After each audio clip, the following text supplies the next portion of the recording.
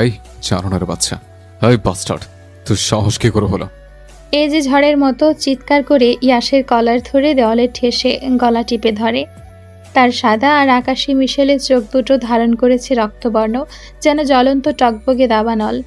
নিঃশ্বাসে বিষ, সাপের মতো ফুসফুস করছে, সারা শরীর ঘামে ভেজা, মুখে আগুনের থাবা। প্রচণ্ড রাগে কাঁপছে সে, নিচু গলায় গর্জে উঠেছে। I fucking told you not to touch me. Not a single soul was allowed. Who the fuck gave you the fucking right, huh? Yash ছটফট করছে, তার মুখে রক্ত জমে যাচ্ছে, চোখ উল্টে যাচ্ছে একটু একটু করে, শ্বাসরুদ্ধ হয়ে আসছে, সে কাঁপছে। দুই হাতে এজের হাত ছাড়াতে চেষ্টা করছে, কিন্তু এজের শক্তি আজ অমানসিক।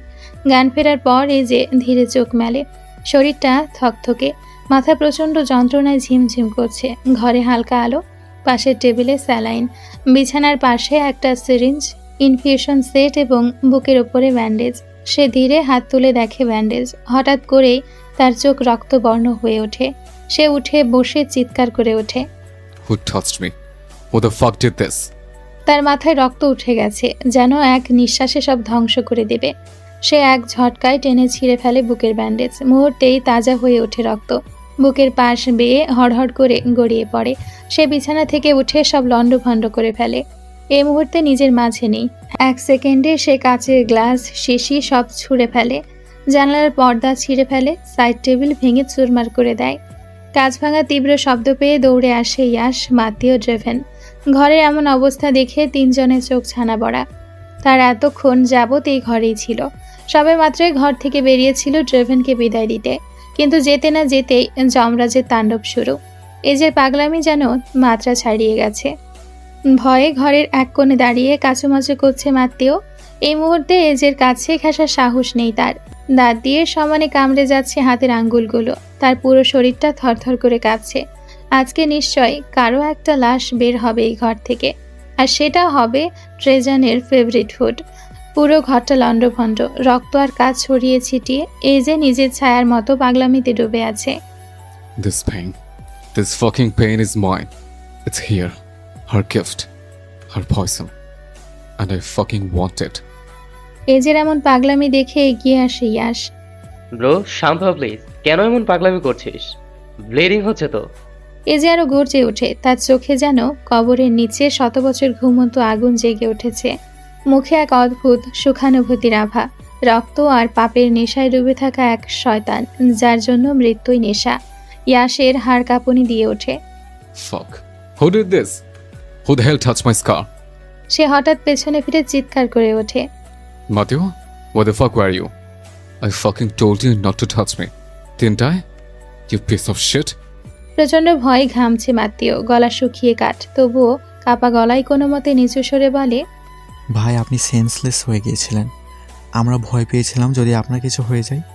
ড্রাগ আর ক্ষত আপনার শরীরে এক। Shut the fuck up.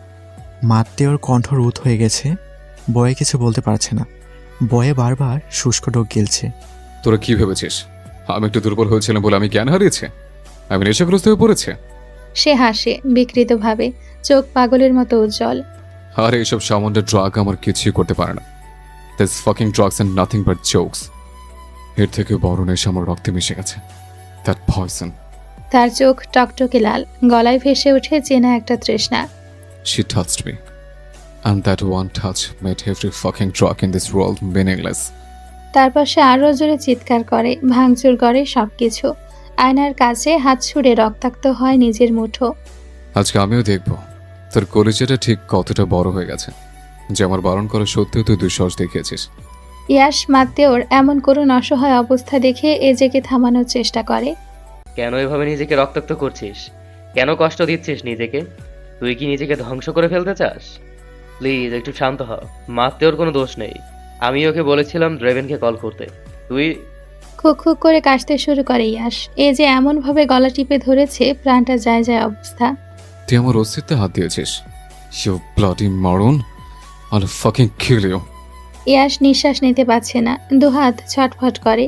তার মুখে রক্ত জমে যাচ্ছে, চোখ উল্টে যাচ্ছে। ঠিক তখনই পেছন থেকে মাত্রেও চিৎকার করে ওঠে। ভাই please, he didn't mean, we are just thinking about you. Shut your fucking mouth. Don't act smart, Mateo. মাতিয়ার কলিজা লাফাচ্ছে, সে কিভাবে পরিস্থিতি সামাল দিবে বুঝতে পারছে না। আইডিয়া। সে এক দৌড়ে ছুটে ঘর থেকে বেরিয়ে যায়, নইলে আজকে মরতে হবে নির্ঘাত। ওদিকে ডাক্তার ড্রেভেন দরজার কাছে দাঁড়িয়ে, ভয়ে মুখ শুকিয়ে গেছে বেচারার, শরীরটা থরথর করে কাঁপছে। সে পেট চেপে ধরে রেখেছে, যেন এক্ষুনি কিছু বেরিয়ে প্যান্ট ভিজে যাবে। চোখে আতঙ্ক। সে যদি জানতো সামান্য ব্যান্ডেজ নিয়ে এমন তাণ্ডব শুরু হবে, তাহলে কখনোই ব্যান্ডেজ করতে যেত না। সেধে সেধে মরার স্বাদ জাগেনি তার। সে পকেট থেকে কাপা কাপা হাতে রুমাল বের করে কপালের ঘামটুকু মুছে নেয়। Mister Chowdhury, please come down. Your bleeding again, let me help. এ যে তার দিকে তাকায় এমনভাবে যেন তার চোখ দিয়ে আগুন ছিটকে বের হবে। You touch me again and I'll drag your guts out. You funk coward. ড্রেভেন থতমত খেয়ে পিছিয়ে যায়। এ যে এক হাতে একটা মেটাল ট্রে ছুঁড়ে মারে তার পায়ের কাছে। লাফিয়ে ওঠে ড্রেভেন। নিজের কপাল নিজেই থাপড়াতে মন চাইছে। কি দরকার ছিল শুধু শুধু এই জমে দুয়ারে কড়া নাড়তে আসার? না জানি আজকে তার দেহের কয়টা টুকরো হয়। ওদিকে ইয়াসের অবস্থা বেগতিক। এ যে এখনো তার গলা চেপে রেখেছে। ঠিক সেই মুহূর্তে এক অপ্রত্যাশিত ঘটনা। রিম দাঁড়িয়ে আছে দরজার চৌকাঠে। তার সুখসান, তার নিঃশ্বাসের শব্দও যেন শুনতে পায় যে। তার না বলা উপস্থিতি যেন বিদ্যুৎ ঝলকায় মুহূর্তে স্থবির করে দেয় এজেকে। সে হঠাৎ থমকে যায়। তার চোখের ক্ষিপ্ত আগুন এক মুহূর্তে নিভে যাওয়া সিগারেটের মতো নিস্তেজ হয়ে যায়। চোখ ফেরায় রিমের দিকে। শব্দহীন দৃষ্টি বিনিময়। রিম তাকিয়ে আছে তার চোখে চোখ রেখে, যেন বলছে, তুমি আমার জন্য মৃত্যুর চেয়েও নিকৃষ্ট। সে দাঁড়িয়ে আছে কালো কুর্তি পরে। তার ফর্সা মেয়েলি শরীরে বেশ নজর কাটছে। এলোমেলো চুলগুলো হাত খোপা করা। গোলাপি ঠোঁটজোড়া শুকিয়ে গেছে। ঠান্ডা চোখে তাকিয়ে আছে। তার চোখে কেবল ঘৃণা। এ যে যেন মুহূর্তেই অন্য এক অস্তিত্বে ঢুকে যায়। গলা টিপে রাখা হাতটা আলগা হয়ে যায়। সে রিমের চোখে চোখ রেখে থমথমে কণ্ঠে ইয়াসকে বলে, Next time, যদি আবার ঝড় কথা চিন্তা করিস, I'll fucking slit your throat and hang your corpse on this fucking goddamn bar. এ যে গলা টিপে রাখা হাতটা হঠাৎ সরিয়ে নেয়। ইয়াস মাটিতে পড়ে গিয়ে হাঁচড়ে খুচড়ে নিঃশ্বাস নিতে থাকে।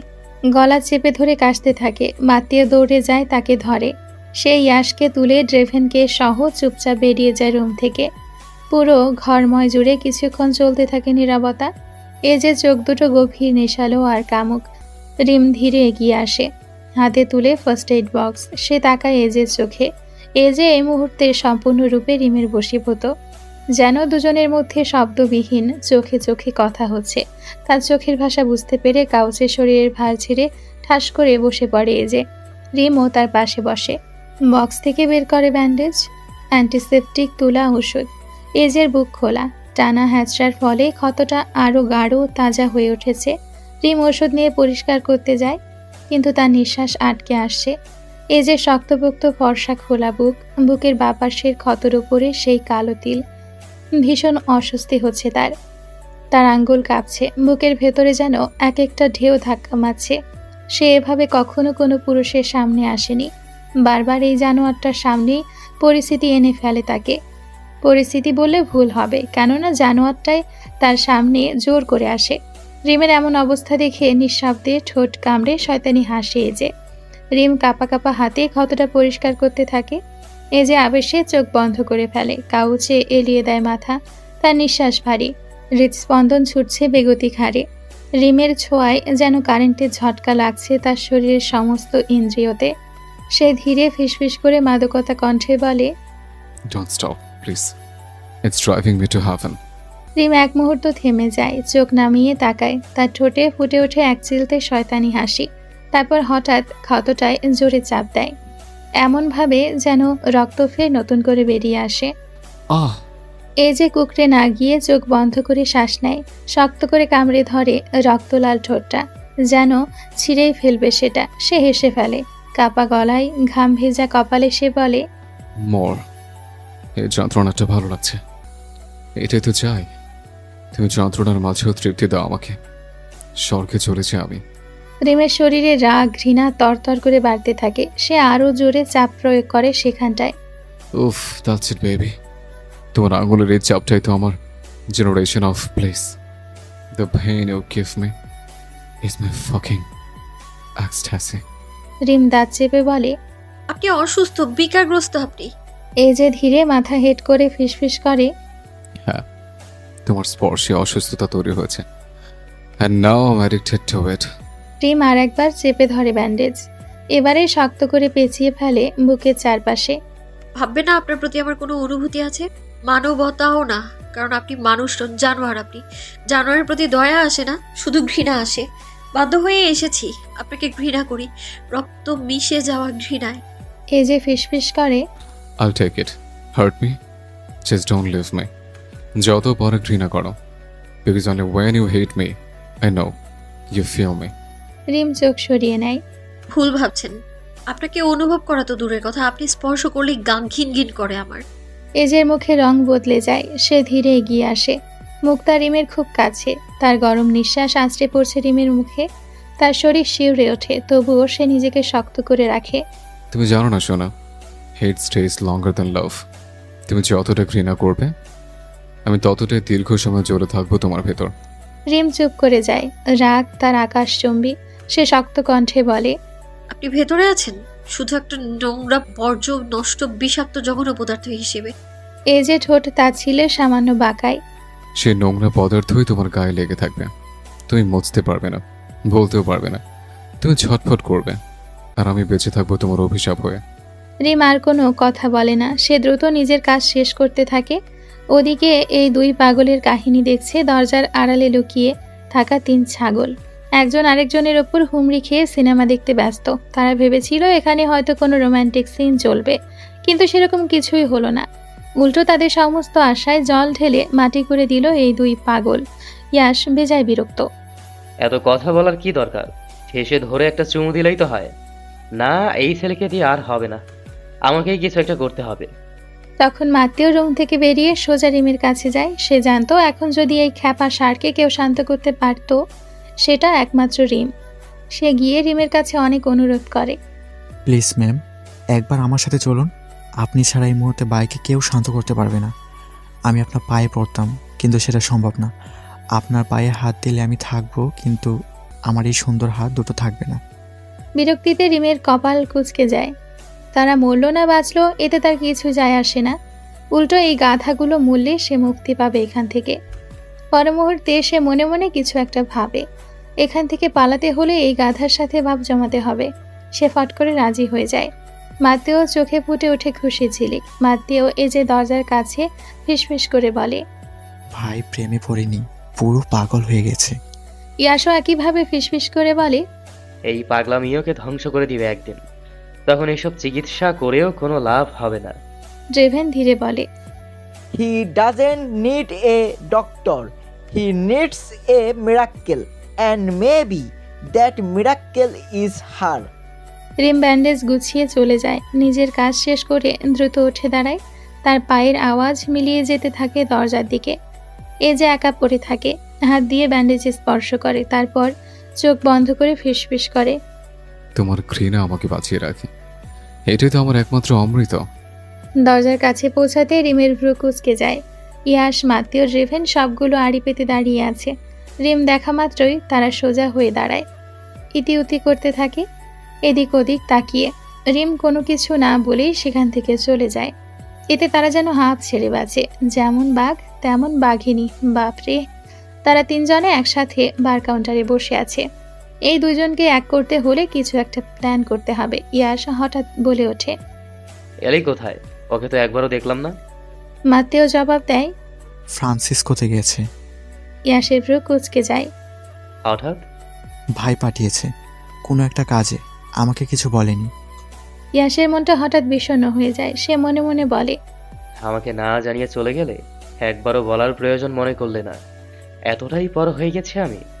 সে তা ছিল হাসে সামান্য। Olivia, are you insane? হঠাৎ দরজা খুলে গেল প্রচণ্ড জোরে। একটা ঠান্ডা তীক্ষ্ণ কণ্ঠ ধাক্কা দিয়ে ঢুকে পড়ল ঘরে। অন্ধকারে ডুবে থাকা ঘরের একমাত্র আলোর উৎস পিয়ানোর ঢাকনা থেকে প্রতিফলিত চাঁদের আলো। অলিভা চুপচাপ বসে পিয়ানো বাজাচ্ছে। আঙ্গুলের সুর, কেবল পিয়ানোর সাদা কৃষ্ণ কিগুলোর ওপরে তার আঙ্গুল নেমে আসে ধীরে ধীরে। বাতাসে একটা পুরনো সুর ভেসে বেড়ায়, বিষাদে ভেজা। তার আশেপাশে কি হচ্ছে সে খেয়াল নেই তার। সে যেন এক ভিন্ন জগতে ডুবে আছে। তখনই প্রবেশ করে তার ভাই Leonardo. Did you just drop the seal? Do you even realize what the hell you have done? সে ধাক্কা দিয়ে চেয়ার ঘুরিয়ে অলিভার মুখোমুখি দাঁড়ায়। If the police get it, we are done over.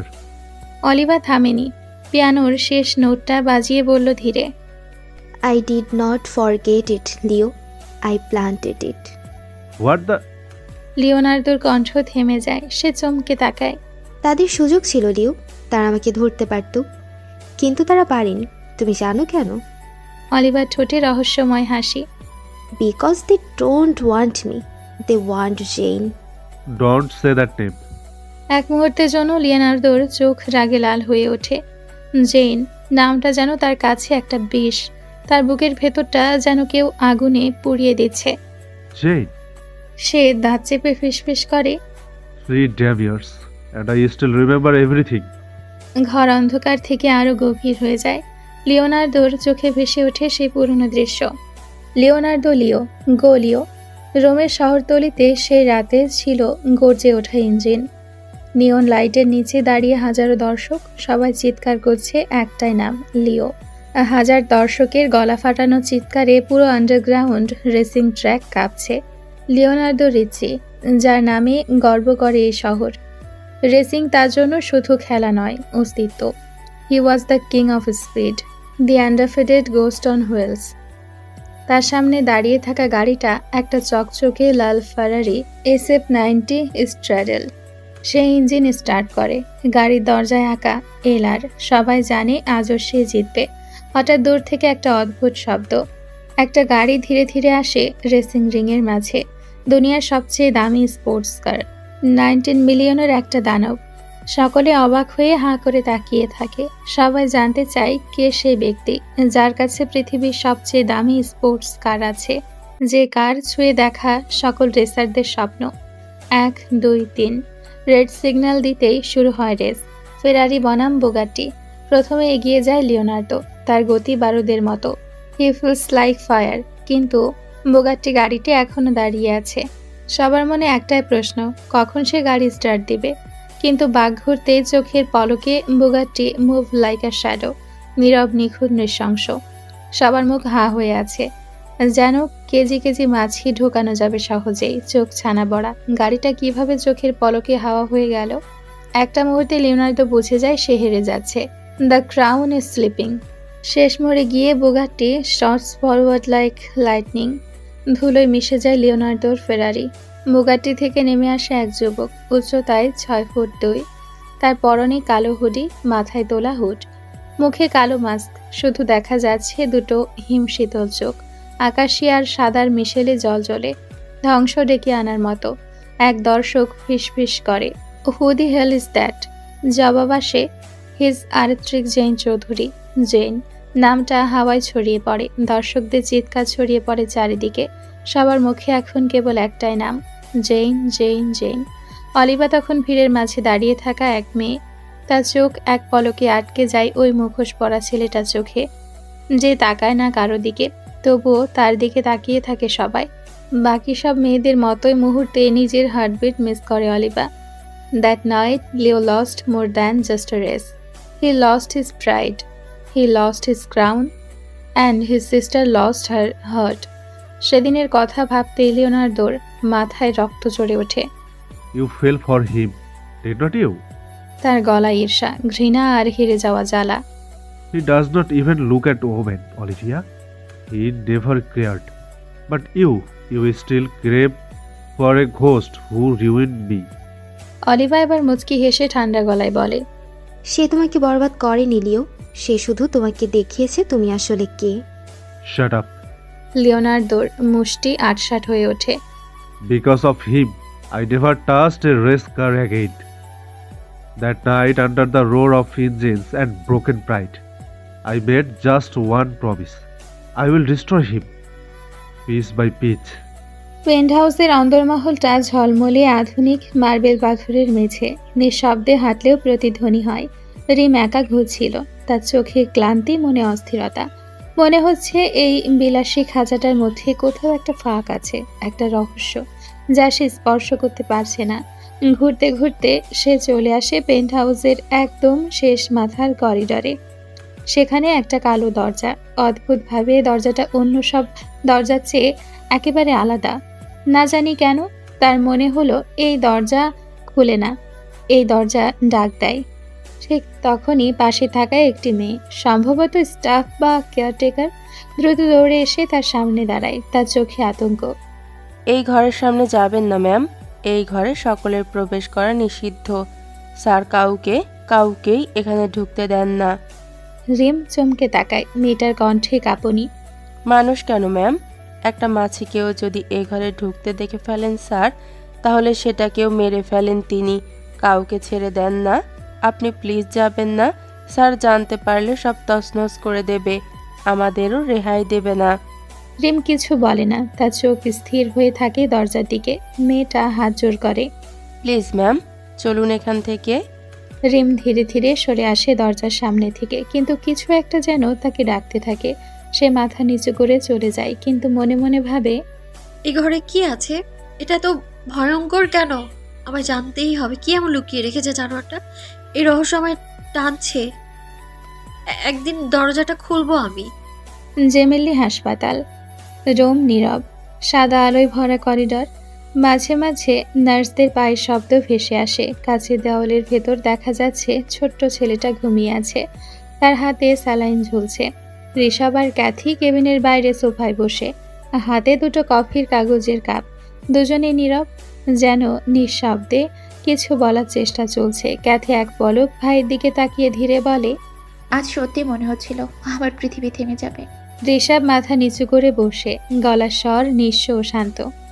কিছু অনুভূতি মানুষ চিৎকার করেও বলতে পারে না, শুধু বোঝা যায় চোখ দেখে। ক্যাথি কিছুক্ষণ চুপ থেকে ওর দিকে তাকায়, তারপর সাহস করে জিজ্ঞেস করে, আপনি যাকে ভালোবাসেন, রিম, সে কোথায়? ঋষভ চোখ সরিয়ে জানালার দিকে তাকায়। তার কণ্ঠ নিচু ভারী। পৃথিবীর কোথাও আছে, তবে কোথায় আছে তা জানি না। শুধু জানি সে বড় কোনো বিপদে আছে।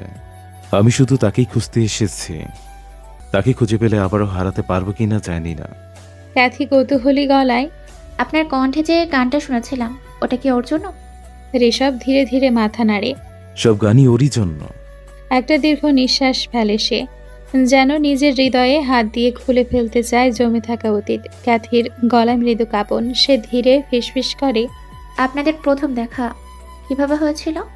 ঋষভ তাকায় তার কফির কাপের দিকে, ঠোঁটে হালকা হাসি খেলে যায়। একটা গান গাইছিলাম আমি। স্টেজের আলোয় চোখে পড়ল একটা মেয়ে, নীল শাড়ি পরা, চোখে অভিমান। মনে হলো আমি যেন কোনো এক স্বপ্নের মধ্য দিয়ে দাঁড়িয়ে আছি, আর সেই মেয়ে আমার হৃদয়ের ঠিক মাঝখান দিয়ে হেঁটে গেল। তার চোখে মুহূর্তেই ভেসে ওঠে পুরনো সেই স্মৃতি। ঠিক 1 বছর 3 মাস আগে ঢাকা নারায়ণগঞ্জ, দোতলা একটা ছোট্ট সিমসাম ঘর। দেওয়ালে হালকা রং, জানালার পাশে পর্দা টানানো, কাঠের শেলফে কিছু বই আর ছোট শোপিস গোছানো, কিন্তু মেঝেতে ছড়িয়ে ছিটিয়ে আছে কয়েকটা জামা কাপড়। বেলকনির ফাঁক দিয়ে সকালের রোদ এসে পড়েছে বিছানায় ঘুমন্ত মেয়ের মুখে। এলোমেলো চুলে মুখটা ঢেকে গেছে অর্ধেকটা। পাশে পড়ে আছে কয়েকটা বই, খোলা খাতা, কালির দাগ লেগে আছে পাতায়। রিম চুপচাপ ঘুমিয়ে আছে। হঠাৎ তার ফোন বেজে ওঠে। কপালে বিরক্তির ভাঁজ পড়ে তার। ফের এক হাতে বালিশ নিয়ে মাথার মধ্যে চেপে ধরে, কিন্তু অসহ্য বেয়াদব ফোনটা বারবার বেজেই যাচ্ছে। না পেরে ফোনটা হাতে তুলে নেয়, কানে ধরে ঘুম জড়ানো গলায় বলে, হ্যালো। অপর পাশের ব্যক্তির কণ্ঠে বিস্ময়। সে চিৎকার করে বলে, কি রে পাগলি, তুই এখনো ঘুমাচ্ছিস? আজ তো নবীন বরণ, ভার্সিটির ফার্স্ট ইয়ার, তোকে আসতেই হবে। উঠে পড়, না হলে আমি বাসায় চলে আসবো। রিম চোখ কচলে ওঠে। তুই জানিস না আমি কতটা এন্টি সোশ্যাল। আমি এইসব ফাংশনে না গেলেই ভালো। চুপ, তোকে আসতেই হবে। আমি আর কিছু শুনতে চাই না, নইলে তোর সাথে আরই। রিম বাচ্চামা গলায়, দেখ, আমার এসব ভিড় ভালো লাগে না, না গেলে হবে না। না, হবে না। আজকে তোকে সাজতেই হবে। শাড়ি পরে আসবি, নীল শাড়ি, বুঝলি? রিম আজ বেজায় বিরক্ত। সে বরাবরই চুপচাপ, নিজ থেকে কারো সঙ্গে মিশতে পারে না। কলেজ লাইফে তাই তেমন বন্ধুও হয়নি। আশেপাশের লোকেরা যেন সবসময় একটা অদৃশ্য দূরত্ব রেখে চলে, যেন সে কোনো ভয়ের উৎস। তবে এসব নিয়ে কখনো মাথা ঘামায়নি সে। একমাত্র অদ্রিজাই তার বন্ধু। কলেজের শুরু থেকে একসঙ্গে। অদ্রিজা থেকেই প্রথম আলাপ। তারপর ধীরে ধীরে বন্ধুত্ব। রিম যতই চুপচাপ হোক, একবার কারোর সঙ্গে সখ্যতা গড়ে উঠলে সে তার ভেতরের হাসি খুশি দুষ্টু মেয়েটিকে মেলে ধরতে পারে। যাদের কাছে আপন হয় তাদের কাছে রিম একেবারে অন্যরকম, চঞ্চল প্রাণবন্ত। কিন্তু বাইরের চোখে সে একজন ভদ্র শান্তশিষ্ট মেয়ে। স্কুলের শিক্ষকরা তাকে আদর্শ হিসেবে তুলে ধরতেন, অথচ তার কাছে মানুষেরা জানতো এই ভালো মেয়েটা কতটা দুষ্টুমি পেটের মধ্যে লুকিয়ে রাখে। তাই এমন প্রশংসা শুনেই তার মুখ চেপে হাসত। হঠাৎ রিম চট করে বিছানা ছেড়ে উঠে ওয়াশরুমে ঢুকে পড়ে, কারণ অদ্রিজার কথা ফেলতে পারে না সে কাপড় খুলে ঝর্ণার নিচে দাঁড়ায়। হঠাৎ জল পড়তেই তার শরীর কেঁপে ওঠে। কিছুক্ষণ পর শাওয়ার নিয়ে ওয়াশরুম থেকে বের হয়, গায়ে শুধু সফেদ একটা টাওয়াল। সে ড্রেসিং টেবিলের সামনে গিয়ে দাঁড়ায়, হাতে তুলে নেয় নীল রঙের শাড়িটা। যদিও শাড়ি তার একেবারে অপছন্দের, 18 বছরে কখনো পরেনি, অদ্রিজার অনুরোধেই আজ পরতে হচ্ছে। ওরা ঠিক করেছে নবীন বরণে একসঙ্গে নীল শাড়ি পরে যাবে। টাওয়াল ছেড়ে পেটিকোট আর ব্লাউজ পরে ফেলে। শাড়ি পরতে না পারলেও মোবাইলে ইউটিউব ভিডিও চালিয়ে কোনো মতে গায়ে জড়িয়ে নেয়।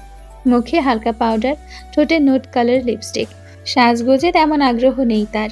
হাতে তুলে নেয় কাজল, কিন্তু এক মুহূর্ত ভেবে সেটা নামিয়ে রাখে। চোখের নিচে লেপটে যায়, ভালো লাগে না। চুল খোলা না বেঁধে রাখবে ভাবতে ভাবতে শেষে খোলায় রাখে। সব শেষে আয়নায় তাকাতেই চোখে পড়ে নিজের প্রতিবিম্ব। মুখে হঠাৎ ফুটে ওঠে এক চিলতে লাজুক হাসি। একটা বন্ধ কক্ষে হাইটেক মনিটরে লাইভ ফুটেজ চলছে। পুরো ঘরময় জুড়ে এমন শত শত লাইভ টেলিকাস্ট চলছে স্ক্রিনের সামনে বসে আছে এক যুবক, সোনালী রঙের ড্রাগন মুখোশে ঢাকা মুখ, তার ঠোঁটে হালকা হাসি। এতক্ষণ যাবৎ রিম যা যা করছিল সবকিছুই পর্যবেক্ষণ করেছে সে। রিমের শাড়ি পরা শেষ। সে বুক ভরে নিঃশ্বাস টেনে নেয়, হাতে তর্জনী ঘুরিয়ে কামড়ে ধরে কনিষ্ঠ আঙ্গুলের নিচে। মুখে নোনতার স্বাদ অনুভব করতেই দেখে রক্ত বেরিয়ে আসছে সেখান থেকে। সে হাতটা ঝাড়িয়ে ঝাড়ি মেরে নেয়। তারপর সে মাউস ক্লিক করে স্ক্রিন বন্ধ করে দেয়। পরম আবেশে মাথা হেলিয়ে দেয় বসে থাকা রাজকীয় আসনটির ওপর। চাঁদের দিকে তাকিয়ে ফিসফিস করে বলে, মাই গার্ল, তুমি খুব শীঘ্রই আমার কাছে থাকবে, শুধু আমার। রিম সিঁড়ি বেয়ে নিচে নামতেই তার মা ডেকে ওঠে। কি রে, না খেয়ে চলে যাবি? অদ্রিজা অপেক্ষা করছে মা, দেরি হয়ে যাবে, গেলাম আমি।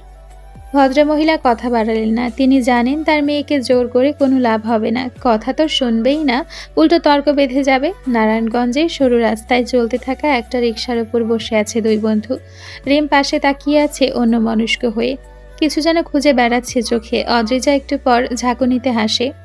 কি রে, আজকেও তোর মুখটা এমন কেমন গোমরা গোমরা? নবীন বরণে যাচ্ছিস, এত মন খারাপ কিসের? সে চিমটি কাটে রিমের বাহুতে। রিম ধীরে বলে, গলা ভারী। জানি না রে অদ্রি, কেন জানি মনে হচ্ছে কেউ আমায় সব সময় দেখছে। একটা অদ্ভুত অস্বস্তি হয়, যেন একজোড়া চোখ আমার উপরই আটকে আছে সব সময়। খুব অদ্ভুত অনুভূতি। রিমের কণ্ঠে ছিল হালকা কাঁপুনিও। অদ্রিজা এক মুহূর্ত তাকিয়ে থাকে তার দিকে, তারপর হেসে বলে, আরে গাধি, এগুলো তোর মনের ভুল। নতুন নতুন ভার্সিটি লাইফ, একটু টেনশন হচ্ছে সেটাই, কিছু না, রিল্যাক্স কর। আজকে তোর জন্য একটা বড় সারপ্রাইজ আছে, ভার্সিটি গেলেই দেখতে পাবি। রিম একটা নিঃশ্বাস ফেলে আবার তাকায় বাইরে। তার অজান্তে দূরে একটা ছায়াময়ী ভ্যান গাড়ি থেমে আছে রাস্তার ধারে। ভেতরে বসে থাকা একজন কালো গ্লাভস পরা আঙ্গুলে ঘুরিয়ে দেখছে একটা ক্যামেরা। তার চোখ স্থির। গাড়ি জানালা দিয়ে সে ক্যামেরা তাক করে রেখেছে রিমের দিকে, কিন্তু তার দিকে তাকাচ্ছে না একটুও। তার কানে ব্লুটুথ। ফোনের অপর পাশ থেকে এক ব্যক্তি ফিসফিস করে বলে, Your work is done now. You can go. ওকে বস। লোকটা ক্যামেরা রেখে গাড়ি স্টার্ট দিয়ে চলে যেতেই ফোনে থাকা সে ব্যক্তির ঠোঁটে ফুটে ওঠে রহস্যময়ী হাসি। সে ফিসফিস করে বলে, Don't worry, baby doll. I'm watching you. Always. ভার্সিটির সামনে এসে দাঁড়ায় রিম আর অদ্রিজার রিক্সা। তারা ভাড়া মিটিয়ে নেমে পড়ে। নবীন বরণ উপলক্ষে ভার্সিটি যেন এক রঙিন স্বপ্নের রাজ্যে পরিণত হয়। গেট থেকে শুরু করে পুরো ক্যাম্পাস জুড়ে ঝলমলে ফেস্টুন, বেলুন, রঙিন কাগজ আর লাইটিং। সেন্টার স্টেজে বড় করে লেখা স্বাগতম নবীনদের। মঞ্চে সাজানো ফুল, ব্যানার আর চারপাশে ক্যামেরা, মাইক, সাউন্ড সিস্টেম। করিডোরে সিনিয়রদের হাসি মুখ, হাতে করে শুভেচ্ছা কার্ড আর চকলেট। পুরো পরিবেশে উৎসবের গন্ধ। এক ধরনের উচ্ছ্বাস, এক ধরনের অপেক্ষা। ছাত্রছাত্রীরা হইচই করছে। চারদিকে হাসি ছড়াছড়ি, কিন্তু এই কোলাহলের মাঝে রিম একা। সে এক কোণে দাঁড়িয়ে থাকে। ভিড় ভালো লাগে না তার। ঠিক তখনই গানের সাউন্ড আসে স্টেজ থেকে। মাইক থেকে ভেসে আসে কণ্ঠ, 1 2 3 লেটস সেট দ্য ফায়ার। এটা তার প্রিয় রকস্টার, তার আইডল ঋষভ জাওয়াদের কণ্ঠ। রিম অবাক হয়ে সেদিকে তাকায়। স্টেজের আলোয় দাঁড়িয়ে থাকা ছেলেটির দিকে তার চোখ আটকে যায়। তখন অদ্রিজা এসে বলে, বলেছিলাম না তোর জন্য সারপ্রাইজ আছে। এবার পছন্দ হলো তো সারপ্রাইজটা? আজকে আমাদের ভার্সিটির চিফ গেস্ট হিসেবে রকস্টার আরজে ডাকা হয়েছে। রিম যেন কথা বলার ভাষা হারিয়ে ফেলেছে। সে রোজ আরজের গান শুনে, তার গান শুনতে ভীষণ ভালো লাগে তার। গানের প্রতি একটা আলাদা টান অনুভব করে সে। তারও ইচ্ছে সে একদিন অনেক বড় একজন সিঙ্গার হবে। ঋষভের মতো সবাই তার জন্য হাততালি দিবে। সে ভিড়ের মাঝে একধানে তাকিয়ে থাকে স্টেজে পারফর্মরত আরজের দিকে। সবাই হই হুল্লোড় করছে, চিৎকার করে একটাই নাম ডাকছে, আরজে। ঠিক তখন হঠাৎ ঋষভের চোখ আটকে যায় একটি নীল শাড়ি পরা মেয়ের দিকে। সে মুহূর্তেই থেমে যায়, যেন সময় থমকে গেছে, তার হার্টবিট থমকে গেছে। চারপাশে সবকিছু তার কাছে ধোঁয়াশা। শুধু একটি মেয়েকে স্পষ্ট দেখতে পাচ্ছে, রিম। গান থেমে গেছে, কেউ বুঝতে পারছে না কি হচ্ছে। ঠিক তখনই ঋষভ মাইকে অস্পষ্ট স্বরে ঘোরের মাঝে বিড়বিড় করে বলে, ব্লু ফেরি। সবাই চোখ বড় বড় করে তাকায়। কাকে ব্লু ফেরি বলল ঋষভ? সবাই একসাথে একই স্বরে চেঁচিয়ে ওঠে, ব্লু ফেরি, ব্লু ফেরি, ব্লু ফেরি। চিৎকার শুনে ঋষভ হকচকিয়ে ওঠে। সে মুহূর্তেই হুঁশ ফিরে পায়। তারপর আবার একই গলায় রিমের দিকে তাকিয়ে গান ধরে, নাও আখিয়া রুহানি কহি, নাও চেহারা নুরানি কহি, কাই দিল वाले बातें बिना न सजरा जवानी कही, जग घूमे थार जैसा ना कोई, जग घूमे थार जैसा ना कोई, न तो हंसना रूहानी कही, ना हो खुशबू सुहानी कही, ना हो रंग वाली यादें देखी, ना तो प्यारी सी निदानी देखी, जैसी तू ही ऐसी रहना, जग घूमे थार जैसा ना कोई, जग घूमे थार जैसा ना कोई। গান শেষ হতেই চারপাশ থেকে ভেসে আসে করতালির আওয়াজ। ঋষভ এক ধ্যানে তাকিয়ে থাকে রিমের দিকে। রিমের হঠাৎ অস্বস্তি হতে থাকে। সে শাড়ি ঠিক করে সামলে রাখতে পারছে না। তার শাড়ি সরে গিয়ে মেধিন ফর্সা কোমরের কিছুটা অংশ উন্মুক্ত হয়ে যায়। সেদিকে কুদৃষ্টিতে তাকিয়ে থাকে ভার্সিটির এক সিনিয়র ভাই। রিম সেটা লক্ষ্য করে। অনেকটা নিজের অস্বস্তি থেকে মুক্তি পেতেই ওয়াশরুমটা কোথায়? অদ্রিজা তার কথায় কান দিচ্ছে না। সে বাকি সবার সাথে আড্ডা দেওয়ায় মশগুল। চারদিকে তাকায় সে। কারো কাছে কিছু জিজ্ঞাসা না করে নিজের মতোই হেঁটে যেতে থাকে। ভার্সিটির ভেতরের দিকটা তার চেনা নয়। হঠাৎ সে সিনিয়র ছেলেটি তার সামনে এসে দাঁড়ায়। রিম ছেলেটিকে এড়িয়ে সামনে এগিয়ে যেতে থাকে, কিন্তু ছেলেটি আবারও তার সামনে এসে দাঁড়ায়। হেই সুইটি, হোয়াটস ইউর নেম? রিম ভীষণ বিরক্ত হয়। চেনে না, জানে না, তাকে নাম বলতে যাবে কেন? রিম সামনে এগোতে নিলে ছেলেটি এবার তার হাত ধরে ফেলে। রিমের কপাল কুঁচকে যায়। সে মোচড়ামুচড়ি করে হাত ছাড়ানোর চেষ্টা করে। আশ্চর্য, হাত কেন ধরেছেন? ছাড়ুন বলছি, আমি কিন্তু চিৎকার করব। আরে বাস, এত তেজ! এ তো পুরো ফায়ার। তোমার ফিগার অনেক হট সুইটি। রিমের রাগ তরতর করে বাড়তে থাকে। সে নিজের হাত ছাড়িয়ে কষে এক থাপ্পড় বসিয়ে দেয় ছেলেটার গালে। ছেলেটা হিংস্র চোখে তাকায়, যেন এক্ষুনি শেষ করে দিবে এই মেয়ের সমস্ত অহংকার। কিন্তু রিমও কম না। তার রাগ আকাশচুম্বী। ছেলেটা একটা ডেভিল হাসি দিয়ে সেখান থেকে বেরিয়ে যায়। তোকে তো পরে দেখে নিব, ইউ স্লাট। ছেলেটা যেতে রিম শাড়ি ঠিক করার জন্য করিডর দিয়ে যেতে থাকে ওয়াশরুমের দিকে। সে কিছুই চিনতে পারছে না। একটার পর একটা ঘরের দরজা, কোথাও কোনো সাইনবোর্ড নেই। হঠাৎ করেই একটা দরজায় হালকা খোলা দেখে। ভেতরে ঢুকে পড়ে। ঘরটা নিস্তব্ধ, অন্ধকার। আলো বলতে জানালা দিয়ে ছড়িয়ে পড়া ফিকে একটা ছায়া। তার ধাতস্থ হবার আগেই একজোড়া বরফ ঠান্ডা হাত কোমরের চারপাশে চেপে ধরে তাকে। রিম স্তব্ধ। তার পেছনে থাকা ছায়াটা হুইস্কির গাঢ় কণ্ঠে কানে ঠিক গায়ে গায়ে এসে ফিসফিস করে বলে, শাড়ি পরে খুব বড় ভুল করে ফেলেছো তুমি। রিমের বুক ধক করে ওঠে। তার নাকে ভেসে আসে একটা কড়া পারফিউমের পুরুষালী সুঘ্রাণ। তার ভেতরে অস্থিরভাবে একটা ঢেউ তুলে যায়। তার শ্বাস প্রশ্বাস ভারী হয়ে আসছে। ছায়াটা তার খুব কাছে কোমর চেপে রেখেছে। তার নিঃশ্বাস রিমের ঘাড়ে আছড়ে পড়ছে। রিমের শরীরে কাঁটা দিয়ে ওঠে। ছায়াটা আবারও সেই একই স্বরে ফিসফিস করে, আজ তুমি শাড়ি পরেছো বলে 7 করে পাড়ে দিয়ে এত দূর আসতে হলো আমাকে। লোকটা ঠোঁট ছোঁয়ায় রিমের উন্মুক্ত ঘাড়ে। রিম কেঁপে কেঁপে ওঠে। লোকটার কার্যক্রম দেখে মনে হচ্ছে সে এই মুহূর্তে প্রচণ্ড নেশার মধ্যে ডুবে আছে। রিমের শ্বাস প্রশ্বাস আরও ভারী হয়ে যায়। তার হৃৎপিণ্ডটা যেন এক্ষুনি বুক ফেটে বেরিয়ে যাবে। রিম চোখ বড় বড় করে তাকিয়ে থাকে অন্ধকারে। খামচে ধরে শাড়ির দুপাশে। তার গলা শুকিয়ে কাট। সে কিছু বলতে পারে না। সে জানে না কে এই লোকটা, কোথা থেকে এলো। তার শরীর যেন বরফের মতো জমে গেছে। সেই ঠান্ডা হাত দুটো এবার কোমরের ওপর দিয়ে উঠে আসে। তারপর এক হাতে তার পেটের ওপর চাপ ফেলে। রিমের শরীরটা শিরশির করে ওঠে। পায়ের পাতায় কম্পন সৃষ্টি হয়। শাড়ি পরেছো ঠিক আছে, কিন্তু এটা তো সবাইকে দেখানো জিনিস না শোনা। তুমি জানো না আমি কেমন করে পড়ছি? তার কণ্ঠের গভীরে এমন এক তীব্র দহন, যেন হাজার বছর জমে থাকা ঈর্ষা, তৃষ্ণা, ক্ষুধা। রিমা সহ্য করতে পারছে না। ভীষণ অস্থির লাগছে তার। সেই লোকটার থেকে ছাড়া পেতে চায়, কিন্তু লোকটা এমনভাবে চেপে ধরেছে সে এক চুলও নড়তে পারছে না। আচমকা চাট করে টান মেরে তার আঁচল খুলে ফেলে সে। রিমের পুরো শরীরটা যেন জমে যায়। তার চোখ ছলছল করে ওঠে, মুখে আতঙ্ক। সে কাঁপা কণ্ঠে বলে, প্লিজ প্লিজ ছাড়ুন, কে আপনি? ছাড়ুন। লোকটার কণ্ঠ এবার আরো গাঢ় হয়। সে হুইস্কির স্বরে ফিসফিস করে বলে, no, you belong to me.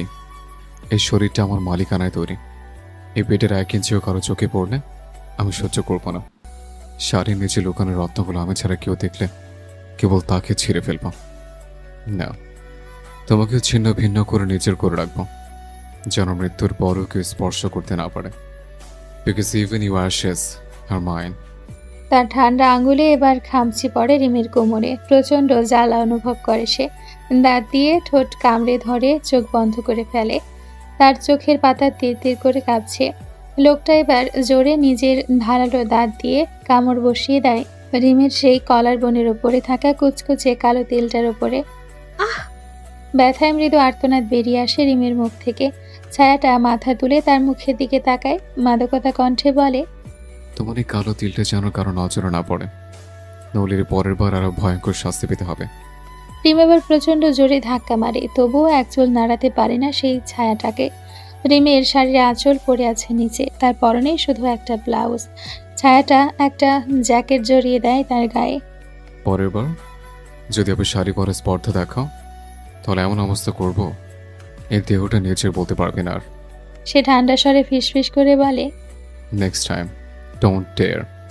রিম যেন হঠাৎ শরীর ফিরে পায়। লোকটার হাতে বাঁধন আলগা হতেই সে ধাক্কা মেরে ছুটে বেরিয়ে যায় সে সেই ঘর থেকে। দৌড়ে চলে যায় করিডোর ধরে।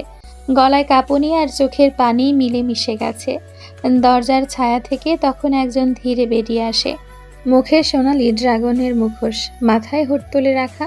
অন্ধকারে শুধু দেখা যায় তার 2 চোখ, আকাশে সাদা ভয়ঙ্কর মিশেল। অপেক্ষার প্রহর শেষ, এবার সময় হয়ে গেছে তোমাকে নিজের করে নেয়ার। পেছনে পড়ে থাকে রিমের আঁচল, মেঝেতে ছড়ানো। সে সেটা হাতে তুলে নেয়, নাকের সামনে ধরে, চোখ বন্ধ করে গভীরভাবে শ্বাস টেনে নেয় নিজের মাঝে। Smells nice. এদিকে রিমকে খুঁজতে খুঁজতে হয়রান অদ্রিজা। তার ভীষণ চিন্তা হচ্ছে মেয়েটা কোথায় গেল। তাকে যদি না খুঁজে পায় তাহলে আন্টিকে কি জবাব দিবে। হঠাৎ এক মুহূর্তের জন্য তার চোখ আটকে যায়। রিম পাগলের মতো ছুটে আসছে। তার চুলগুলো এলোমেলো, পরনে শুধু একটা পেটিকোট আর গায়ে জড়ানো একটা বড় সড়ো জ্যাকেট। অদ্রিজা বিস্মিত হয়ে যায়। মেয়েটার এমন অবস্থা হলো কি করে? কোনো অঘটন ঘটেনি তো? সে রিমের কাছে এগিয়ে যায়। কি হয়েছে তোর? এভাবে ছুটছিস কেন? আর তোর এই অবস্থাই বা করলো কে? রিম কথা বলতে পারছে না। তার গলা যেন কেউ রোধ করে রেখেছে। তার চোখে জল গড়িয়ে পড়ছে। সে হাঁপানি রোগীর মতো হাঁসফাঁস করছে। অদ্রিজা একটি জলের বোতল এগিয়ে দেয় তার কাছে। রিল্যাক্স, পানিটা খা, বুক ভরে শ্বাস নে, তারপর সব খুলে বল কি হয়েছে। রিম এক ঢোকে শেষ করে ফেলে বোতলের সবটুকু পানি। তারপর শ্বাস টেনে বলে, আমি আমি বাড়ি যাব, এখানে আমার দম বন্ধ লাগছে। অদ্রিজা কিছু বলতে গিয়েও থেমে যায়। এই মুহূর্তে রিমকে কিছু জিজ্ঞেস করা ঠিক হবে না। পরে না হয় তার কাছ থেকে জেনে নেবে সবটা। সে রিমকে সামলে একটা রিক্সা নিয়ে বাড়ির দিকে রওনা দেয়। এতক্ষণ করিডোরে দাঁড়িয়ে সব কিছুই খেয়াল করছিল সেই মুখোশ পরা ছায়া মানবটি। তাকে খুঁজতে খুঁজতে পেছন থেকে তার পাশে এসে দাঁড়ায় তার অ্যাসিস্ট্যান্ট। ভাই আপনি এখানে? আমি আপনাকে কোথায় কোথায় না খুঁজছি। ছায়া মানুষটির মুখে এক রহস্যময় হাসি, তার চোখ জল করে ওঠে। সে গম্ভীর কণ্ঠে বলে, গাড়ি বের কর, we are going back to Italy. Assistant হতভম্ব। তার বসের আচরণ আজ সম্পূর্ণ অচেনা। ঠিক 4 ঘন্টা আগেই বস ইতালিতে বসে হঠাৎ জানালেন। আমি বাংলাদেশ যাচ্ছি।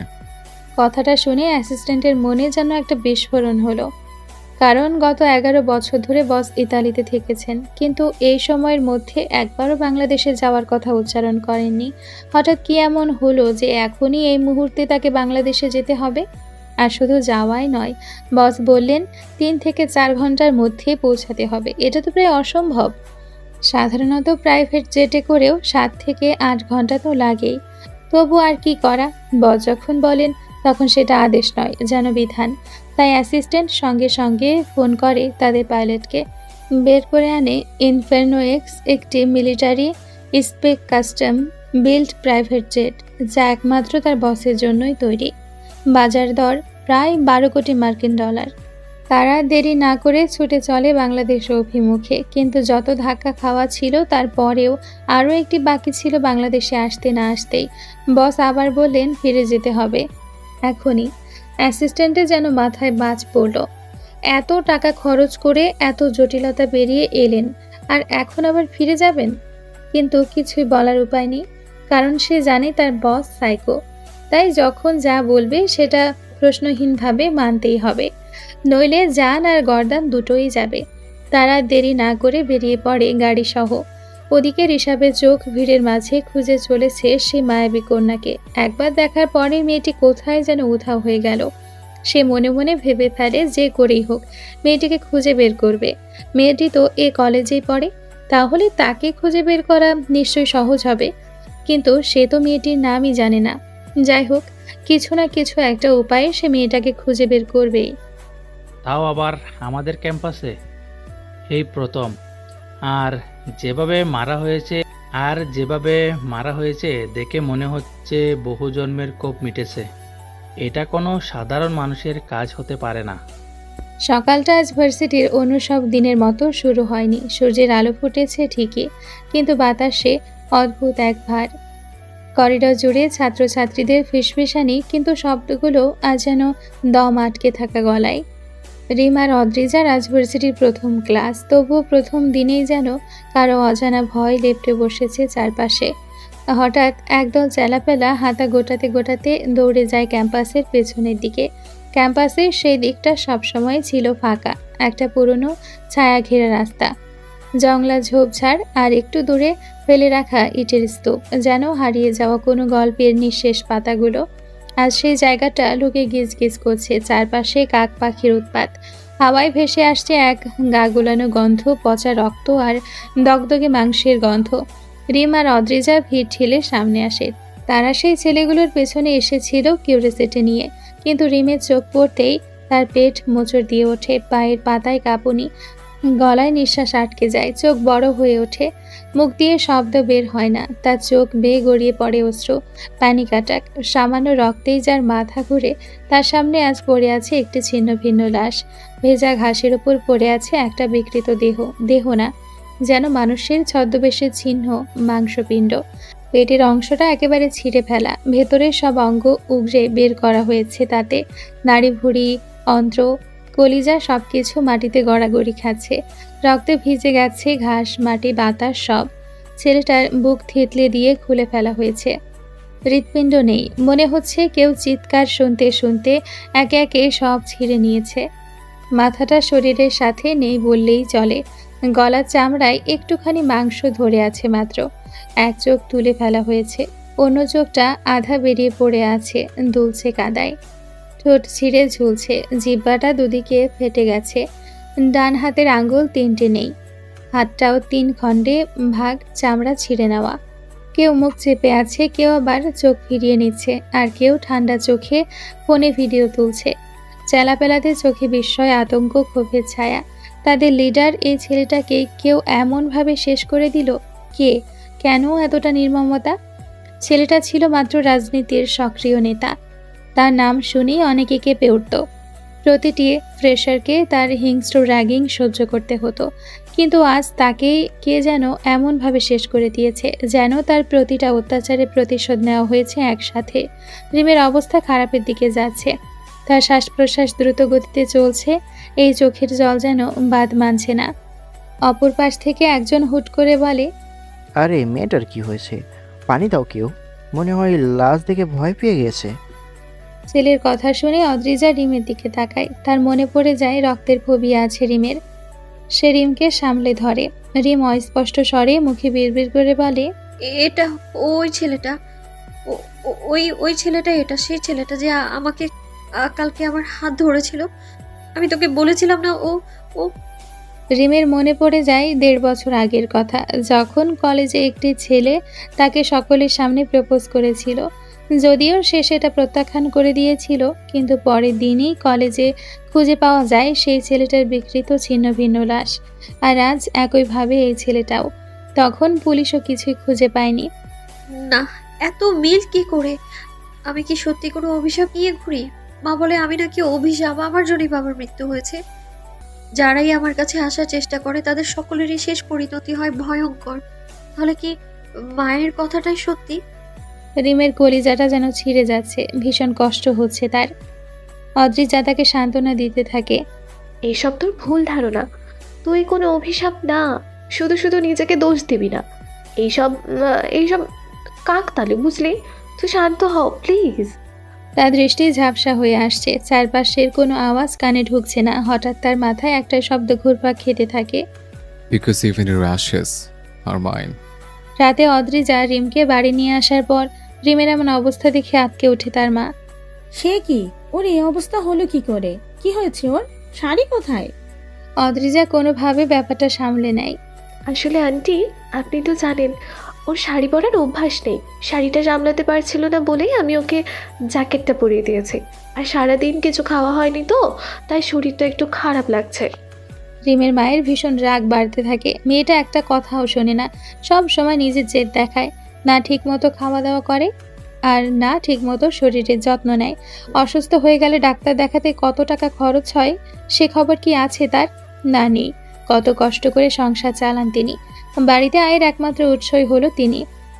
টেলারিংয়ের কাজ করে সংসার চালান। 2 মেয়ের পড়াশোনার খরচ, সংসার খরচ সব একাই বহন করতে হয়। কিন্তু মেয়েরা কি আর সেটা বুঝে?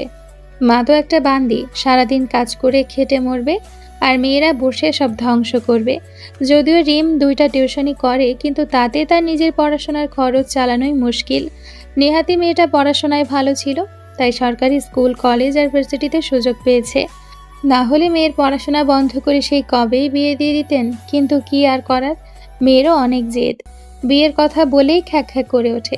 অদ্রিজা আর তিনি মিলে রিমকে রুমে নিয়ে যায়। তিনি অদ্রিজাকে বসতে বলেন। আজ রাতে আমাদের এখানেই খেয়ে যেও। না আন্টি, বাসায় যেতে হবে, নইলে আম্মু চিন্তা করবে। আমি আসি, হ্যাঁ?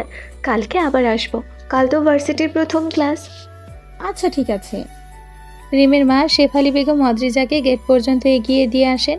তিনি রিমকে ফ্রেশ হতে বলে খাবারের ব্যবস্থা করতে যান। ওয়াশরুমের আয়নার সামনে দাঁড়িয়ে আছে রিম। শরীর থেকে জ্যাকেট খুলতে নিলেই নাকের মধ্যে ভেসে আসে একটা ঝাঁঝালো পারফিউমের গন্ধ। সে জ্যাকেটের কলার ধরে নাকের সামনে ধরে নিঃশ্বাস টেনে নেয়। গায়ে কাটা দিয়ে ওঠে তার। চটপট খুলে ফেলে জ্যাকেটটা। কেমন অস্থির, পাগল করা সেই ঘ্রাণ। তার নিঃশ্বাস ভারী হয়ে আসছে। অন্ধকার সেই কক্ষের কথা মনে পড়তেই কেঁপে ওঠে শরীরটা। সেই হাস্কির ভয়েস, সেই ঠোঁটের স্পর্শ, তার শরীরে একটা ঝাঁকুনি তোলে। সে চোখটা বন্ধ করে একবার নিঃশ্বাস টেনে আবার চোখ খুলে আয়নার দিকে তাকায়। তার চোখে পড়ে নাভির পাশে সেই খামচির দাগগুলো। ফর্সা পেটে লাল টকটকে হয়ে আছে স্পষ্ট নখের আঁচড়, আর কলার বোনের একটু ওপরে কামড়ের দাগ। দেখে মনে হচ্ছে কোনো হিংস্র প্রাণী তার চিহ্ন রেখে গেছে। তার মনে পড়ে সেই কণ্ঠটা।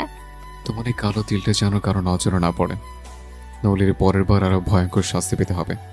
কে ছিল সেই ছায়া মানব? কেনই বা তার ওপর এভাবে অধিকার খাটালো? কি চায় সে? কি শত্রুতা তার সাথে রিমের? না আর ভাবতে পারছে না, মাথা যন্ত্রণা করছে। শাওয়ার নিয়ে বেরিয়ে আসে রিম।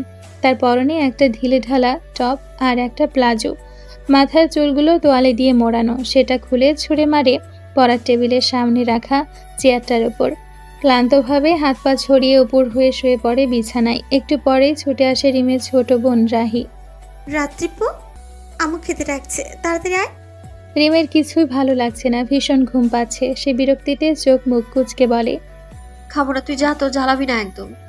আম্মুকে বললে কিন্তু এসে প্যাদানি দেবে। রিম মুখে ভেঙচি কাটে। প্যাদানি দেবে, যা বল, দেখি কি করে। রাহি চেঁচিয়ে ওঠে। আম্মু, রাত্রিপু খাবে না বলছে। রিম ঝড়ের বেগে উঠে রাহির মুখ চেপে ধরে। সেও একই স্বরে চেঁচিয়ে বলে, না আম্মু মিথ্যে বলছে, কখন বললাম খাবো না, আমি আসছি তো। রাহি জোরে একটা কামড় বসিয়ে দেয় রিমের হাতে। রাক্ষসী একটা। তুই ডাইনি বলেই এক দৌড়ে রুম থেকে বেরিয়ে পড়ে রাহি। রিমও এক মুহূর্তের জন্য সব কিছু ভুলে রাহির পেছনে ছুট লাগায়। নিচে নামতে মায়ের রণমূর্তি রূপ দেখে দুজনেই চুপচাপ ভদ্র মেয়ের মতো দাঁড়িয়ে পড়ে। আবারও মারামারি করছিস তোরা? তোদের জ্বালায় কি একটু শান্তিতে থাকতে পারবো না আমি? সব ছেড়ে চলে যাই, তারপর তোরা যা খুশি কর। আর পারছি না আমি এই সংসার সামলাতে, এবার একটু শান্তি চাই। একজন তো সেই কবে চলে গেছে আমার উপর সমস্ত দায়িত্ব চেপে। বলি কি, দুই বোনে তাড়াতাড়ি খেয়ে ঘুমোতে যা, আমাকে একটু উদ্ধার কর। মায়ের কথায় মুহূর্তে মন খারাপ হয়ে যায় দুই বোনের। এটা তাদের মায়ের রোজকার কাজ। তারা চুপচাপ খেয়ে উঠে পড়ে, কিন্তু তারপরে আবারও বেঁধে যায় তাণ্ডব। এটো বাসন কে ধুবে সেটা নিয়ে। মা তো সারাদিন সেলাইয়ের কাজ করছে, তারপর আবার রান্না বান্না। তিনি একটু আগে গিয়ে ঘুমিয়ে পড়েছে, শরীরটা ভালো লাগছে না। আর এদিকে দুই বোন টম অ্যান্ড জেরির মতো ঝগড়া করে যাচ্ছে। রিম তারপর বলে, ঠিক আছে, তুই মেজে দিবি আর আমি ধুয়ে দিব। শখ কত, পারবো না। কালকে সব আমি একা ধুয়েছি, আজকে তুই যা। রিম মুখ ফুলিয়ে বলে, আর না বোন আমার ভালো, তোকে 2 টাকা দেবো আমি। হ্যাঁ আসছে, 2 টাকা দিয়ে একটা চকলেটও পাওয়া যায় না, তুই যা। আমার আইসক্রিম ফেরত দে, কালকে তোকে যেটা খাইয়েছিলাম। পারবো না, আমি তোকে বলেছিলাম দিতে, তুই নিজে দিয়েছিস। আর আমি যখন খাই তখন তো বলিস একটু দে না, একটু দে প্লিজ। ঠিক আছে, মনে রাখিস, পরে যখন আবার খাবো তোকে আমি একটুও দেবো না। যা, লাগবে না, আমার চা আমি নিজেই কিনে খেতে পারি। সব সময় তো এটা খাওয়াবি ওটা কিনে দিবি বলে কত কাজ করিয়ে নিস, পরে তো কিছু দিস না। কিপটা একটা, দেখে নিস তোর কপালে বর জুটবে না। রাহি মুখ ভ্যাংচাতে ভ্যাংচাতে ওপরে চলে যায়। রিম পেছন থেকে ভেঙচি দিয়ে বলে, বর লাগবে না, আমার জন্য ফেরি টেলের প্রিন্স আসবে, দেখিস তুই। পরক্ষণেই তার মুখে ফুটে ওঠে এক লাজুক হাসি। তারপর সে তাকায় হাতের ব্রেসলেটটার দিকে, পুরনো একটা সিলভার ব্রেসলেট। তারপর সে আনমনেই বলে ওঠে, আরাত্র কোথায় তুমি? তুমি তো আসবে বলে আর আসলে না। তার চোখে ভেসে ওঠে কিছু পুরনো ঝাপসা স্মৃতি। ছোট এক 7 বছরের বাচ্চা মেয়েকে কাঁধে নিয়ে ঘুরে বেড়াচ্ছে 16 বছরের এক কিশোর। বাচ্চা মেয়েটি চকলেট খেয়ে পুরো মুখ হাত মাখিয়ে ফেলেছে। সে আধ খাওয়া চকলেটটি এগিয়ে দেয় ছেলেটির দিকে। আলাতনু, তুমি খাবে? ইটস নট আলাতোলা, ইটস আরাত্র। Got it? আমি চকলেট খাই না, তুমি খাও। বাচ্চা মেয়েটি মুখটা ফুলিয়ে ফেলে। সেটা দেখে মুচকি হেসে ফেলে কিশোর। ঠিক আছে, তুমি খাইয়ে দাও। নিজের আধ খাওয়া গলে যাওয়া চকলেট ছোট ছোট আঙ্গুলে কিশোরকে খাইয়ে দেয় বাচ্চা মেয়েটি। সেই ছোট্ট আঙ্গুলের স্পর্শ হঠাৎ পাল্টে যায় কিশোরের মুখশ্রী। শুনে এবার তুমি যাও, একটু পর সবার পেরেন্টস আসবে নিতে। না, আমি যাব না, তোমার সাথে থাকবো। আগে আম্মু আসুক, তারপর যাব। কিশোর ছেলেটি বাচ্চাটিকে বুঝিয়ে আদরের সহিত বলে, জিদ করো না সোনা, এই মুহূর্তে আমার কাছে থাকা ঠিক হবে না তোমার, তুমি বুঝতে পারছো না। না না না, আমি যাব না। বাচ্চা মেয়েটির যে তার কান্না বাড়তেই থাকে। সে কিছুতেই যাবে না তার আলাত লোকে ছেড়ে। এবারে রাগে ফেটে পড়ে কিশোর। চুপ, আর একবার জেদ করলে চাপকে দাঁত ফেলে দেবো। অভিমানে গাল ফুলিয়ে ফুপিয়ে কাঁদতে থাকে অবুঝ বাচ্চা মেয়েটি। তুমি পচা, খুব পচা, তুমি বকেছো আমায়। সে এক ছুটে চলে যায় সেখান থেকে। সেই দিকে এক দৃষ্টে তাকিয়ে থাকে কিশোর। তাকে বকে যেন তার থেকে বেশি কষ্ট সে নিজেই পাচ্ছে। বুকটা কেমন মোচড় দিয়ে উঠছে। এই মেয়ের রাগ অভিমান কিছুই সহ্য করতে পারে না সে। এখন আবার রাগ ভাঙতে না জানি কত কাঠখোট্টা পোড়াতে হয়। হঠাৎ রান্নাঘর থেকে থালা বাসনের ঝং শব্দে হুঁশ আসে রিমের। হয়তো বেড়াল এসছে। সে হাতে করে প্লেটগুলো ধুতে নিয়ে চলে যায়। কাজ শেষ করে ওপরে উঠে রুমে গিয়ে শুয়ে পড়ে। বড্ড ক্লান্তি লাগছে। রাহি পাশে গভীর ঘুমে তলিয়ে আছে। বারবার পা তুলে দিচ্ছে রিমের ওপর। সে আর নিজের রাগ নিয়ন্ত্রণ করতে পারে না। পা দিয়ে এক লাথি মারে তার কোমর বরাবর। ঘুমের মাঝেই চোখ মুখ কুঁচকে ব্যথায় মৃদু আর্তনাদ বেরিয়ে আসে তার মুখ থেকে। সে দূরে সরে আবার গভীর ঘুমে তলিয়ে যায়। জেগে থাকলে এতক্ষণে হয়তো চুলোচুলি বেঁধে যেত। রিম হাতে তুলে নেয় নিজের ফোনটা। ফেসবুকে ঢুকে কিছুক্ষণ স্ক্রল করতে থাকে। হঠাৎ তার সামনে চলে আসে এক আপত্তিকর দৃশ্য। ফোনে চুম্বনরত অবস্থায় আছে দুজন নরনারী। রিম এক পলক আশেপাশে তাকায়, তারপর জিভ দিয়ে ঠোঁট ভিজিয়ে গভীর মনোযোগ দিয়ে বারবার রিপিট করতে থাকে সেটা। তার মনে প্রশ্ন জাগে, আচ্ছা লিপ কিস করতে কেমন লাগে, কেমন ফিল হয়, এর টেস্ট কেমন? সে ভিডিওটা দেখতে দেখতে ঘুমিয়ে পড়ে। কিছুক্ষণ পরে বেলকনি দিয়ে রিমের কক্ষে প্রবেশ করে এক আগন্তুক। মাথায় হুড দেওয়া, পরনে কালো হুডি। সে এসে ধীরে বসে রিমের পায়ের কাছে মেঝেতে। রিমের ফর্সা পায়ের পাতা ধারণ করেছে গোলাপি আভা। তার নজর আটকে যায় সেখানে। তার দৃষ্টি ঘোলাটে হচ্ছে। সে এখন নিজের মাঝে নেই, যেন কেউ তাকে সম্পূর্ণ বশ করে রেখেছে, হিপনোটাইজ। নিজের অজান্তেই সে ঠোঁট ছুঁয়ে দেয় রিমের পায়ে। ঘুমের মাঝে কেঁপে ওঠে মেয়েটা। যুবকটি নিজের হুঁশ ফিরে পায়। সে তাৎক্ষণিক দূরে সরে বড় বড় করে দম নিতে থাকে। হাতে তর্জনী দিয়ে নাকের নিচটা ঘষে জোরে কামড়ে ধরে কনিষ্ঠ আঙ্গুল। হঠাৎ এমন কেন লাগছে? মেয়েটাকে কাছে থেকে দেখে তার সমস্ত সিস্টেম এলোমেলো হয়ে যাচ্ছে। ভেতরে উথাল পাথাল ঢেউ বইছে। কই, আগে তো কখনো এমন হয়নি। জীবনে কত কত মেয়েও না দেখেছে। ছোট ছোট ড্রেস, এমনকি কাজের জন্য উলঙ্গ মেয়েও দেখতে হয়েছে অনেক সময়। তখন তো ভেতরটা এত অস্থির লাগেনি। তাহলে এখন? সে ইতালি চলেই যাচ্ছিল, কিন্তু মন মানল না। যাওয়ার আগে এক নজর মেয়েটিকে দেখতে চলে এলো। হ্যাঁ, রোজ লাইভ ফুটেজে দেখে ঠিকই, কিন্তু বাস্তবে দেখার অনুভূতি আলাদা। সে গালে হাত দিয়ে বসে পড়ে মেয়েটির মুখের কাছে। কি মায়াবী স্নিগ্ধ সরল সেই রূপ। তার নজর আটকে যায় মেয়েটির গোলাপি অধরের নিচে সেই কুচকুচে কালো তিলটার ওপর। ছোটবেলায় সেটা এত স্পষ্ট ছিল না, কিন্তু বড় হয়ে যেন আরও স্পষ্ট ফুটে উঠেছে। সে দ্রুত নিজের চোখ ফিরিয়ে নেয়। তার নজর আটকে যায় ফোনের স্ক্রিনে, যেখানে ডেসপারেটলি অধরে অধর যুগল মিলিয়ে চুমু খাচ্ছে দুজন নরনারী। সে প্রথমে ভ্রুকুচকে তাকায়, তারপর কিছু একটা ভেবে শয়তানি হেসে ঠোঁট কামড়ে ধরে। হে, লিটল গার্লটা দেখে এখন কোয়াইট গ্রোন আপ। তোমাকে ছোট ভেবে আর দূরে সরিয়ে রাখার প্রশ্ন আসে না। রাত দিন 24 ঘন্টা নিজের সাথে মিশিয়ে রাখবো একেবারে। সে ফোনটা হাতে তুলে স্ক্রিনটা বন্ধ করে দেয়। উঠে দাঁড়িয়ে বেলকনিতে চলে যায়। পরক্ষণেই কিছু একটা ভেবে থেমে যায়। পেছন ফিরে তাকায়। চলে যাচ্ছে ঠিকই, কিন্তু ফিরবো আবার শীঘ্রই। সকালের মিষ্টি রোদটা জানলার পাতার ফাঁক গলে এসে পড়েছে রিমের মুখে। আলোটা চোখে পড়তে সে একটু কুকড়ে যায়। মুখটা বালিশে গুজে দেয়, কিন্তু ঘুম ভাঙে না। বরং সে তখন ঘুমের গভীরে হারিয়ে যাচ্ছে এক অলীক স্বপ্নে। স্বপ্নে তার সামনে এক অপূর্ব সুপুরুষ দাঁড়িয়ে আছে। মাথায় রূপালী মুকুট, গায়ে হালকা নীল জোব্বা, মুখ ভর্তি হাসি। তার চোখে এক মায়া, এক টান। চলো, তোমায় নিয়ে যাব। নরম কণ্ঠে বলে রাজকুমার। রিম এক পলক তাকিয়ে থাকে ছেলেটার দিকে, কিছুটা লজ্জায়, কিছুটা অবিশ্বাসে। হাত বাড়িয়ে দেয় সেই রাজকুমার, আর রিম নিঃসংকোচে নিজের হাতটা তার হাতে রাখে। হঠাৎ করে চারপাশটা অন্ধকার হতে শুরু করে। সেই মায়াবী মুখটা হঠাৎ ভয়ঙ্কর বিকৃত হয়ে যায়। মুকুট ছিঁড়ে পড়ে, চোখ দুটো লাল হয়ে ওঠে, নাক দিয়ে ঝরতে থাকে রক্ত। দাঁতের ফাঁকে যেন দানবের থাবা। রিম আঁতকে ওঠে। আসসালামু আলাইকুম। যারা এতদিন আমাদের পাশে ছিলেন, গল্পটা শুনেছেন এই পর্যন্ত, সবাইকে অসংখ্য ধন্যবাদ। আর আপনাদের জন্য একটা বিশেষ ঘোষণা, সেটা হচ্ছে আমাদের প্রাণ সঞ্জীবনী সিজন 1 এখানেই শেষ হলো। কাল থেকে জয় ভাইয়া, নয়নিকা আপুর ভয়েসে নতুন গল্প আসতে চলেছে। সেই গল্প শেষ হলে আবার আমরা সিজন 2 নিয়ে কাজ শুরু করব। ততদিন সবাই ভালো থাকবেন, সুস্থ থাকবেন, আর আমাদের পাশে এভাবেই থাকবেন। ভালোবাসা দিবেন আমাদেরকে এভাবেই। আল্লাহ হাফেজ।